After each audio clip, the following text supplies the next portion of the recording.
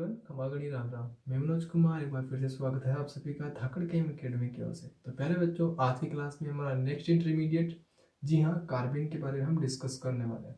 देखिए, last class में हमने डिस्कस किया था किसके बारे में जो रेडिकल है, जो फ्री रेडिकल है, उसके बारे में हमने डिस्कस कर लिया था। और आज हम डिस्कस करने वाले हैं कार्बिन। किसके बारे में?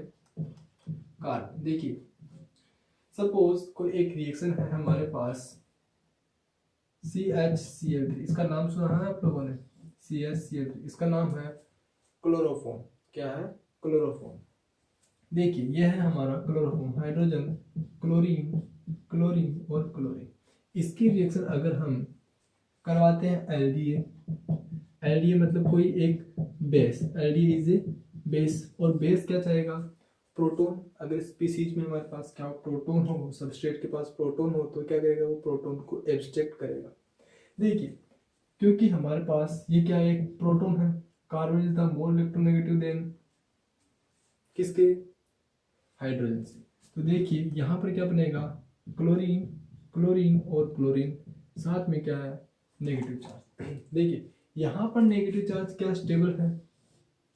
देखिए, क्लोरीन -I इफेक्ट लगाएगा, ये भी -I और ये भी -I, और ये स्पीसीज चाहता है कि इलेक्ट्रॉन डेफिशिएंट बने, ये इलेक्ट्रॉन क्या हो? डिक्रीज करे, इलेक्ट्रॉन डेंसिटी डिक्रीज करे, जो कि क्या कर रहे हैं? तीन ग्रुप्स हैं जो कि -I इफेक्ट लगा करके इस इलेक्ट्रॉन डेंसिटी को डिक्रीज कर रहा है। यानी कि अगर H हाइड्रोजन H+ के फॉर्म में बाहर निकल जाए तो कोई प्रॉब्लम नहीं है, क्योंकि बनने वाला नेगेटिव चार्ज अभी भी क्या है? स्टेबल है। करेक्ट है। अभी देखिए, क्योंकि chlorine is a good leaving group, क्या है हमारा? गुड लिविंग ग्रुप है। कौन? क्लोरीन। क्या होगा? Chlorine is the more electronegative than carbon, से क्या होगा? ये बॉन्ड कुछ इस प्रकार से ब्रेक होगा, Cl- के फॉर्म में क्या हमारा क्लोरीन बाहर निकलने वाला है, जिससे क्या होगा? यहाँ पर कार्बन, क्लोरीन, क्लोरीन और क्या बनेंगे? दो इलेक्ट्रॉन्स प्रेजेंट। और ये स्पीसीज हमारी क्या है? कार्बिन। इसे हम क्या बोलेंगे? कार्बीन बोलेंगे। ठीक है, इस रिएक्शन को पहले आप लिख लीजिए। अभी देखिए, हमारा ये जो कार्बिन है, इसमें जरा देखिए, यहीं से हम जो है इसकी डेफिनेशन को निकालने वाले हैं। अच्छे से देखिएगा। देखिए, ये जो कार्बिन है, क्या है इसमें? जो कार्बन है, कितने कितने कोवेलेंट बॉन्ड से कनेक्टेड है? कितने कोवेलेंट बॉन्ड है इसमें?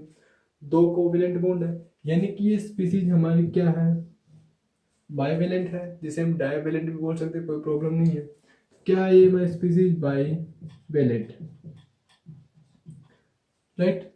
एक और चीज ये है कि क्या ये स्पीसीज न्यूट्रल है? देखिए, यहाँ पर स्पीसीज हमारी चार्ज स्पीसीज है, लेकिन जैसे ही क्लोरीन माइनस जो क्लोराइड आयन है वो बाहर निकलेगा, चार्ज डिक्रीज करेगा, चार्ज क्या हो जाएगा? डिसअपियर होगा, और क्या बनेगा? यहाँ पर हमारी एक न्यूट्रल स्पीसीज बनेगी। क्या बनेगी? Neutral species. तो कार्बिन इज ए न्यूट्रल स्पीसीज, क्योंकि यहाँ पर कोई भी नेगेटिव चार्ज या फिर कोई भी पॉजिटिव चार्ज प्रेजेंट नहीं है, राइट है। उसके बाद जो नेक्स्ट है, बायोवेलेंट हो गया। नेचर क्या है इसका? एक न्यूट्रल है, और साथ में कितने इलेक्ट्रॉन्स हैं? 6 इलेक्ट्रॉन स्पीसीज है, 2 2 4 एंड 2 6 इलेक्ट्रॉन्स। तो carbon is a 6 electron species, neutral और बायोवेलेंट स्पीसीज को हम क्या बोलते हैं? कार्बिन। डेफिनेशन लिखिए। Carbene is a neutral, bivalent and 6 electron species intermediate। कई बार काफी कंफ्यूज हो जाते हैं और हम बोलते हैं कार्बिन की डेफिनेशन को कि कार्बिन एक ऐसी स्पीसीज होती है जिसमें कार्बन पे 2 अनपेयर्ड इलेक्ट्रॉन्स प्रेजेंट है। लेकिन ये डेफिनेशन पूरी तरीके से गलत है। क्यों? क्योंकि जब हम ट्रिपलेट कार्बिन और सिंगलेट कार्बिन में हम मूव करते हैं तो ट्रिपलेट कार्बिन इस डेस्टिनेशन को सेटिस्फाई करता है, लेकिन सिंगलेट कार्बिन पे 2 अनपेयर्ड इलेक्ट्रॉन्स प्रेजेंट नहीं होते हैं। ठीक है ना, इस चीज को ध्यान रखना। तो आप डेफिनेशन ये वाले लिखेंगे, इस चीज को आपको ध्यान में रखना है कि carbon is a neutral, bivalent and 6 electron species intermediate, right, जो कि क्या है, अनस्टेबल है, क्योंकि क्या है, 6 इलेक्ट्रॉन्स प्रेजेंट है, क्योंकि कितने होने चाहिए, 8 इलेक्ट्रॉन्स, 2 इलेक्ट्रॉन्स की नीड है। इसी वजह से क्या हमारा carbon intermediate is a unstable, intermediate in unstable है। क्लियर है, फटाफट इसको नोट कर लीजिए, फिर चलते हैं नेक्स्ट। देखिए यहां तक हुआ, ओके, रफ कर दे बच्चों। चलिए देखिए, अब जो कार्बिन है हमें पता चल गया कि कार्बिन क्या होते हैं, है ना। देखिए हमारे पास क्या है, 2 एग्जांपल्स हम ले रहे हैं, क्लोरीन, क्लोरीन, और ये क्या है हमारा कार्बिन। सेम चीज हम यहाँ पर लिखते हैं, क्लोरीन, क्लोरीन, और क्या है यहाँ पे इलेक्ट्रॉन्स, क्या है, ये कार्बिन है, ये भी हमारी कार्बिन है, और ये भी हमारी कार्बिन है। अभी अगर हम यहाँ पर इसका हाइब्रिडाइजेशन इलेक्ट्रॉन्स फिल करें, इसमें कितने 6 इलेक्ट्रॉन्स हैं, 1 2 3 4 5 और 6, ये दोनों इलेक्ट्रॉन्स यहाँ पे, ये वाला हमारा क्लोरीन और ये भी हमारा क्लोरीन है, एक इलेक्ट्रॉन क्लोरीन की शेयरिंग के जा रहे हैं ना यहाँ पर, राइट। सिमिलरली अगर हम यहाँ पर देखें तो क्या ये इलेक्ट्रॉन्स कुछ इस प्रकार से भी फिल हो सकते हैं, यहाँ पे क्लोरीन और यहाँ पे क्लोरीन, ये दोनों ही इलेक्ट्रॉन्स हमने यहाँ पे फिल किए हैं और ये दोनों इलेक्ट्रॉन्स हमने यहाँ पे फिल किए हैं, क्या ये दोनों पॉसिबिलिटीज है, तो बन सकती है। तो देखिए यहाँ पर हुआ क्या है, जो इलेक्ट्रॉन्स हैं, जो ये जो इलेक्ट्रॉन्स है, ये क्या है, 2 डिफरेंट ऑर्बिटल्स में, और यहाँ पर दोनों ही इलेक्ट्रॉन्स एक ही ऑर्बिटल्स में आ रहे हैं, और एक ऑर्बिटल क्या हमारा वेकेंट। क्या हम इन इलेक्ट्रॉन्स को लोन पेयर ऑफ इलेक्ट्रॉन्स की फॉर्म में देख सकते हैं, कोई प्रॉब्लम नहीं है, हम इन्हें क्या बोल सकते हैं, लोन पेयर ऑफ इलेक्ट्रॉन्स भी बोल सकते हैं।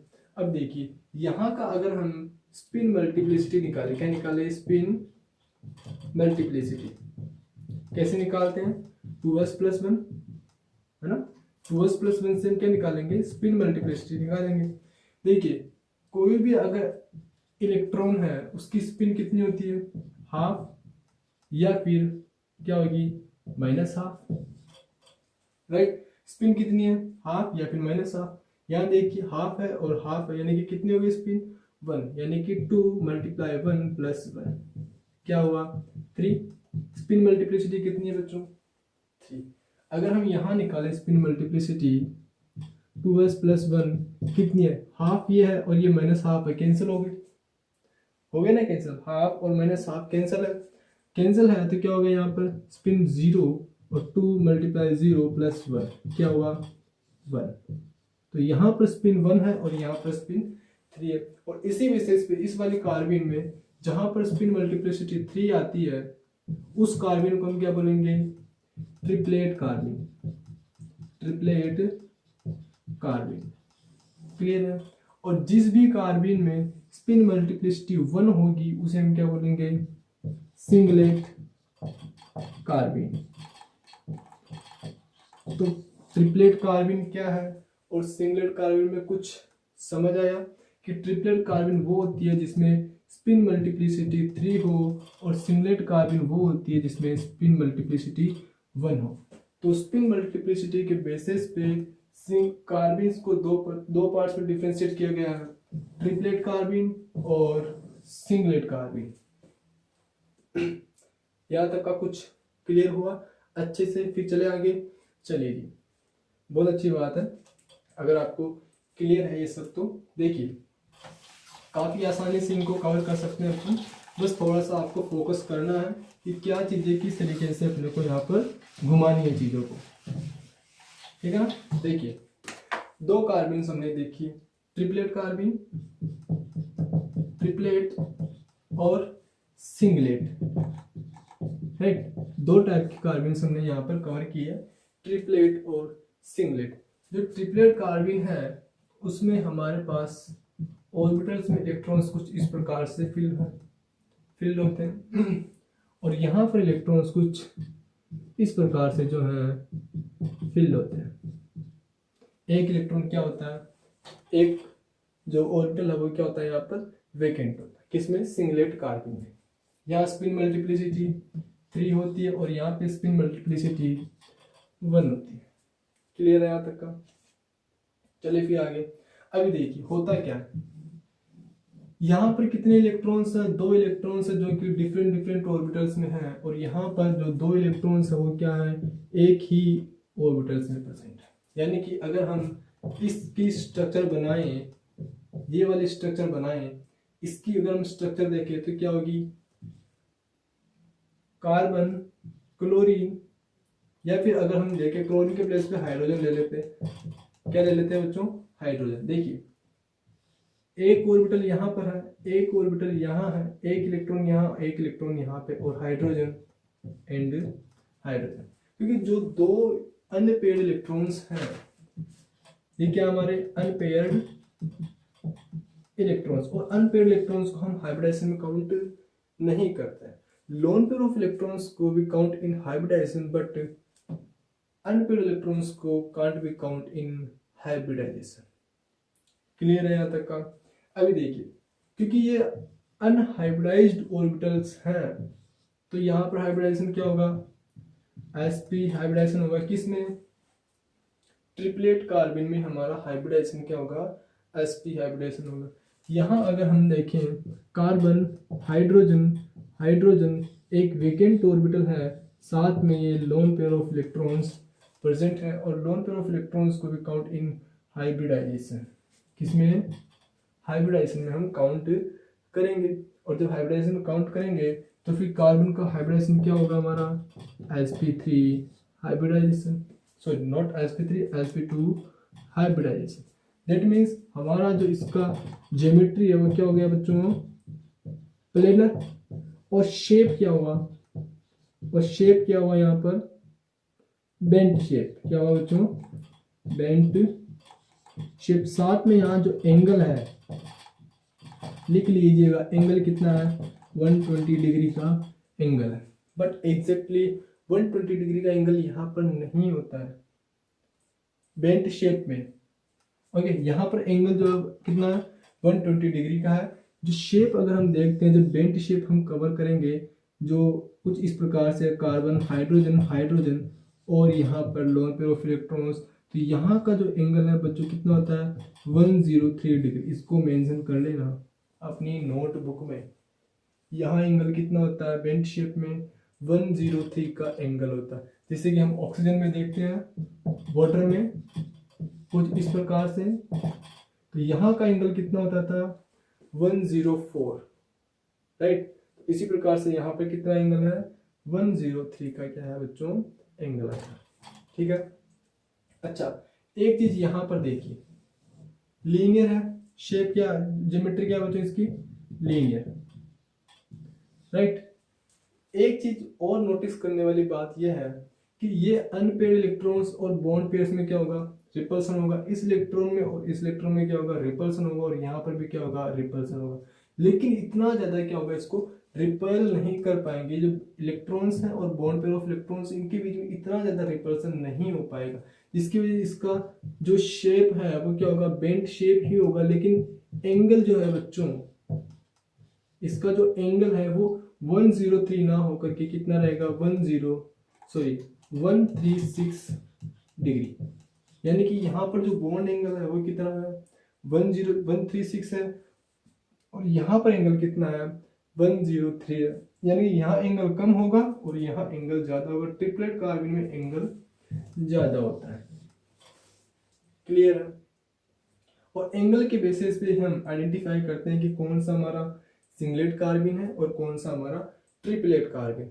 जैसे कि सपोज कि अगर हमारे पास कुछ ऐसा ग्रुप हो CH3 और यहाँ पे क्या है, 2 इलेक्ट्रॉन्स हैं, और साथ में अगर हमें गिवन हो कुछ ऐसा कार्बन, हाइड्रोजन और हाइड्रोजन, और ये कुछ ऐसा, तो क्या आप बताएंगे कि दोनों में से कौन सा ट्रिपलेट कार्बन है और कौन सा सिंगलेट कार्बन? काफी आसान सा है, बहुत आसान सा है। देखिए एंगल, देखिए यहाँ पर ट्रिपलेट कार्बन में एंगल ज्यादा है और सिंगलेट कार्बन में एंगल कम है। यहाँ देखिए, क्योंकि CH3 बल्कि ग्रुप है, तो क्या होगा, रिपल्सन होगा, हिंड्रेंस क्रिएट होगी, जिसकी वजह से क्या होगा, ये 2 बॉन्ड एंगल्स हैं वो क्या होंगे, इंक्रीज करें। और अगर बॉन्ड एंगल इंक्रीज करता है, दैट मीन्स कहाँ जाने वाला है, इस वाली पोजीशन में, यानी कि एंगल इंक्रीज करेगा तो क्या होगा, वो हमारा ट्रिपलेट कार्बन होगा, और एंगल कम होगा तो क्या होगा हमारा, वो सिंगलेट कार्बन होगा। क्लियर है।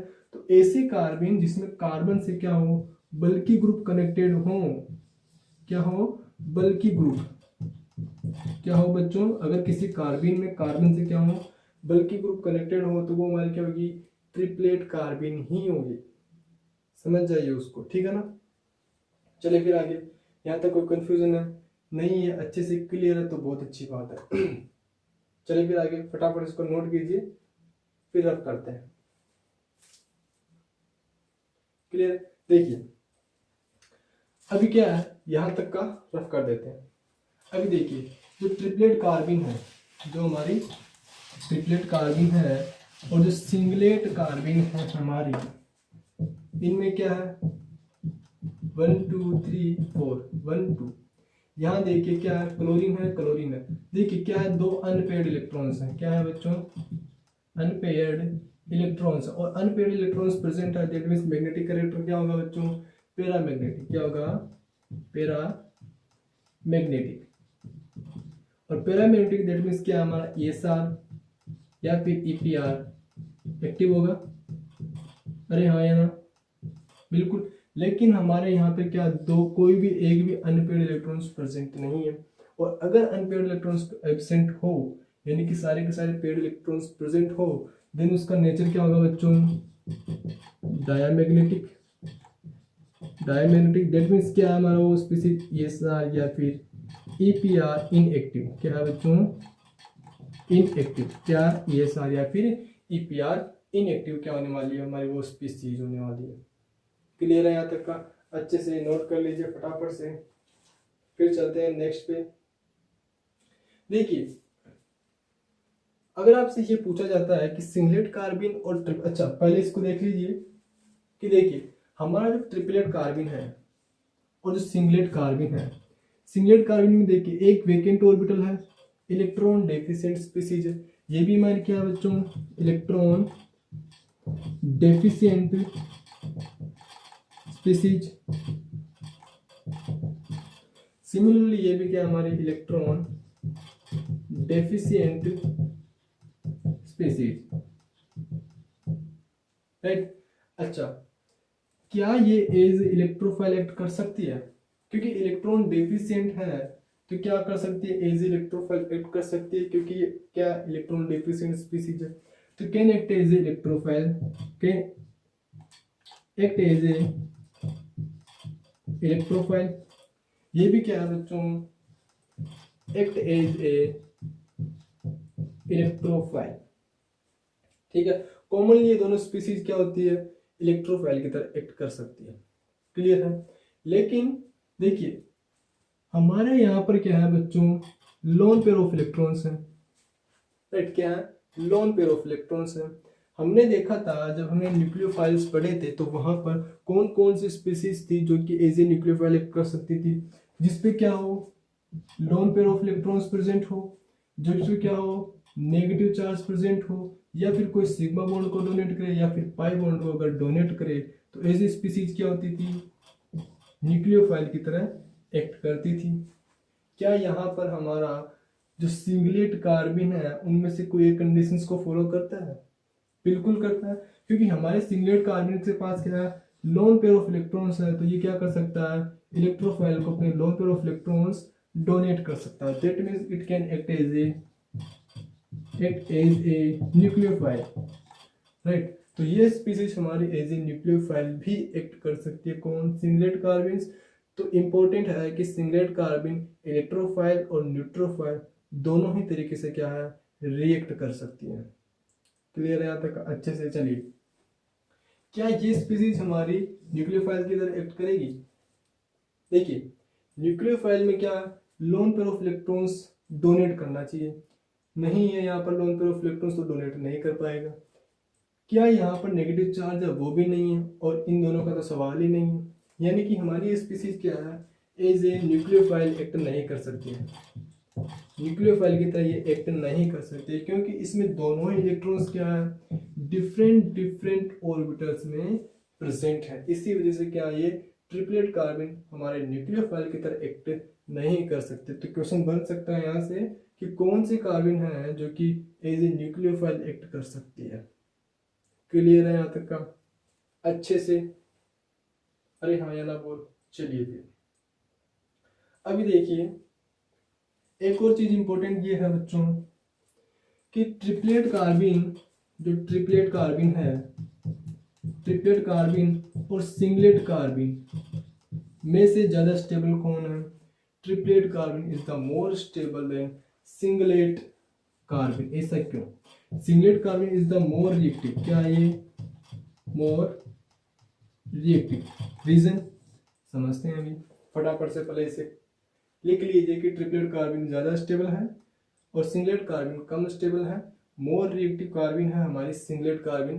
फिर चलते हैं इसके रीजन पे, रफ कर दें इसको। चलिए अभी देखिए होता क्या है बच्चों, हमने देखा है कि जो सिंगलेट कार्बन इसमें है इलेक्ट्रॉन्स कुछ इस प्रकार से फिल होते हैं 2 3 and 4 5 and 6, और सॉरी ट्रिपलेट कार्बन में कुछ इस प्रकार से हैं और सिंगलेट कार्बन में इलेक्ट्रॉन्स कुछ इस प्रकार से फिल होते हैं। राइट? अरे हाँ या ना? एक रूल हमने पढ़ा है हुंस मल्टीप्लिसिटी। हुंस मल्टीप्लिसिटी वो क्या बोलता है कि इलेक्ट्रॉन्स ना, अगर हम इलेक्ट्रॉन्स को ऑर्बिटल्स में फिल करें तो पहले हम उन इलेक्ट्रॉन्स को एक एक ऑर्बिटल्स में फिल करेंगे। हर ऑर्बिटल्स में एक एक इलेक्ट्रॉन्स को क्या करेंगे? पहले फिल किया जाएगा। जब वो फिल हो जाते हैं तो क्या होगा? उनमें पेयरिंग स्टार्ट होती है। राइट? क्या होती है? पेयरिंग स्टार्ट होती है। और पेयरिंग से पहले क्या होना चाहिए? सारे इलेक्ट्रॉन, सारे ऑर्बिटल्स क्या होने चाहिए? पहले फिल होने चाहिए। एक एक इलेक्ट्रॉन्स क्या होंगे? उनमें पहले फिल होंगे। राइट? जैसे कि अगर हम पी ऑर्बिटल्स में इलेक्ट्रॉन फिल करना स्टार्ट करें, जैसे कि ऑक्सीजन है उसके इलेक्ट्रॉन अगर हम फिल करना स्टार्ट करें तो क्या करेंगे? 1 2 3 and 4 को इस प्रकार से फिल करेंगे। राइट? ऐसा तो नहीं करेंगे ना कि पहले इन दोनों इलेक्ट्रॉन्स को यहाँ फिल किया, फिर इस इलेक्ट्रॉन्स को और फिर इस इलेक्ट्रॉन्स को फिल किया। ऐसा कभी भी फिल नहीं होता है। पहले पेयरिंग नहीं होती है। पहले क्या होंगे? सिंगल इलेक्ट्रॉन्स फिल होंगे सभी ऑर्बिटल्स में, सेम एनर्जी वाले ऑर्बिटल्स में सिंगल इलेक्ट्रॉन्स फिल होंगे। देन उसके बाद क्या होगी? पेयरिंग स्टार्ट होगी। यही हमारा मल्टीप्लिसिटी, जो हुंड मल्टीप्लिसिटी रूल है यही कहता है। यहाँ देखिए यहाँ क्या हो रहा है? सभी ऑर्बिटल्स में क्या हो रहा है? पहले सिंगल इलेक्ट्रॉन्स फिल हो रहे हैं 2 3 4 5। देन क्या हो रही है? जब ऑर्बिटल्स फिल है तो उसके बाद क्या है? पेयरिंग स्टार्ट हो गई। लेकिन यहाँ अगर हम देखें बच्चों क्या हुआ है? पेयरिंग से पहले ही, सिंगल इलेक्ट्रॉन्स के फिल होने से पहले क्या हुई है? यहाँ पर पेयरिंग हुई है और एक वैकेंट ऑर्बिटल अभी भी प्रेजेंट है। इसी वजह से क्या है? ये हमारा सिस्टम हुंस मल्टीप्लिसिटी रूल को फॉलो नहीं करता और इसी वजह से क्या ये मोर रिएक्टिव है। मोर रिएक्टिव है। आसान है, कोई प्रॉब्लम नहीं होगी मेरे हिसाब से। तो singlet carbon do not follow हुंस multiplicity rule, जबकि क्या है? Triplet carbon follow हुंस multiplicity rule. इसको नोट कर लीजिए अपनी नोटबुक में अच्छे से सजा करके कि singlet carbon is more reactive than triplet carbon. Why? Reason क्या है? ठीक है ना? समझ में आ गया? चलिए अब हम चलते हैं इसकी स्टेबिलिटी की ओर। तो ये है हमारे ट्रिपलेट जो कार्बन्स हैं, उनकी कुछ प्रॉपर्टीज किस टाइप्स के होते हैं, किस प्रकार से एक्ट कर सकते हैं ट्रिपलेट कार्बन और सिंगलेट कार्बन की कुछ जनरल प्रॉपर्टीज हमने डिस्कस कर ली है।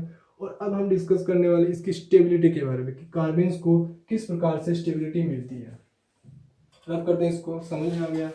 चलिए देखिए जो कार्बन्स हैं वो रेजोनेंस से क्या होते हैं? जो स्टेबलाइज होते हैं। किससे? रेजोनेंस से स्टेबलाइज होते हैं। जैसे कि सपोज हमारे पास क्या है? Nitrogen NH2C NH2 and radical. देखिए नाइट्रोजन पे क्या है? Loan pair of electrons present है। क्या इसके पास एक पी ऑर्बिटल भी है?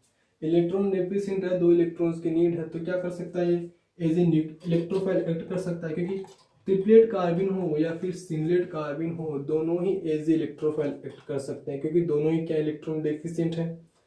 तो क्या होगा, ये इन इलेक्ट्रॉन्स को यहाँ पर ले सकता है, क्या कर सकता है, यहाँ पर ले सकता है, क्योंकि ये भी क्या एक न्यूट्रल स्पीसीज है और ये भी क्या एक न्यूट्रल स्पीसीज। तो जैसे ये लोन पेयर ऑफ इलेक्ट्रॉन्स इसके ऑर्बिटल्स में पहुंचेंगे, क्या बनेगा यहाँ पर NH2 कार्बन NH2, यहाँ बनेगा डबल बॉन्ड, यहाँ आएगा पॉजिटिव चार्ज और यहाँ पे आएगा नेगेटिव चार्ज। क्लियर है यहाँ तक का अच्छे से।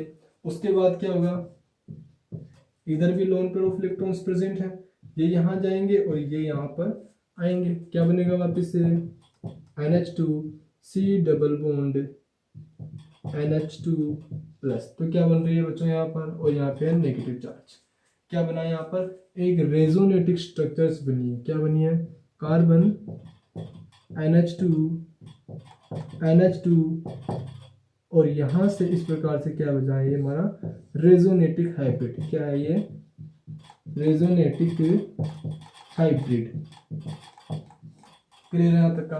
तो इस प्रकार से हमारे कार्बिन में क्या होती है, रेजोनेंस की वजह से स्टेबिलिटी आती है, क्योंकि यहाँ पर क्या हो रही है, रेजोनेटिक स्ट्रक्चर्स बन रही है, कॉन्जुगेशन हो रहा है, और कॉन्जुगेशन होता है, इलेक्ट्रॉन्स का डीलोकलाइजेशन होता है, तो सिस्टम की एनर्जी डिक्रीज करती है, और जैसे ही सिस्टम की एनर्जी डिक्रीज करेगी, सिस्टम क्या हो जाएगा, स्टेबल हो जाएगा। क्लियर है यहाँ तक का। तो ये है हमारे कार्बिन्स की स्टेबिलिटी से रिलेटेड कुछ एग्जाम्पल, इसको नोट कर लीजिए अपनी नोटबुक में।